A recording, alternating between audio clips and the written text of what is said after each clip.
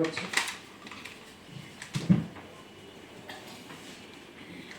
আছেন অতিরিক্ত জেলা ম্যাজিস্ট্রেট মহোদয়, এছাড়া ক্যাবের সাধারণ সম্পাদক, সভাপতি বৃন্দ।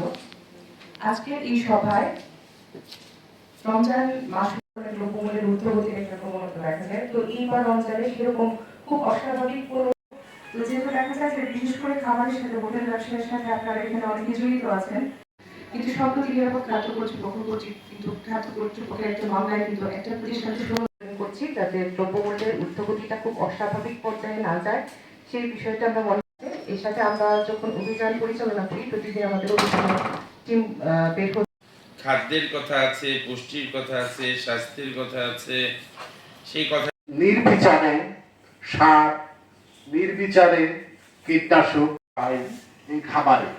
আপনারা হয়তো জানেন, অনেকেই জানেন যে আমাদের এখন আমাদের সারা বিশ্বে যে আন্তর্জাতিক ক্যাবের সভাপতি সবাইকে ধন্যবাদ জ্ঞাপন করে শেষ করবে। আচ্ছা, ঠিক আছে, তাহলে আমরা একটু ক্যাবের পক্ষ তালিকা অবশ্যই প্রয়োজন, বিশেষ করে খেজুরের দামটা এখন বিভিন্ন জায়গায় বিভিন্ন ভাবে নেওয়া হয়। ধন্যবাদ জানাচ্ছি।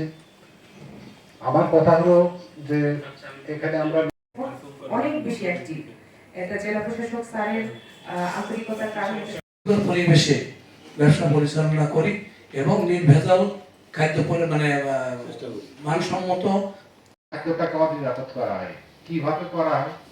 আমরা তো খাদ্য ছাড়া অন্য কিছু, তো আমরা যে ফুড সভরেন্টির যে বীজের যে উৎপাদনের যে জায়গাগুলো স্বাধীন, আর তাকে প্রসেস করে হোটেলে খাদ্য উপযোগী উপস্থাপন এবং পরবর্তীতে করণীয় বিষয়ে আমাদেরকে একটা নির্দেশনামূলক কিছু জানি, সেটা হলো যে অবশ্যই কৃষি বিভাগকে এখানে কাজ করতে হবে। সহকারী পরিচালক, জাতীয় ভোক্তা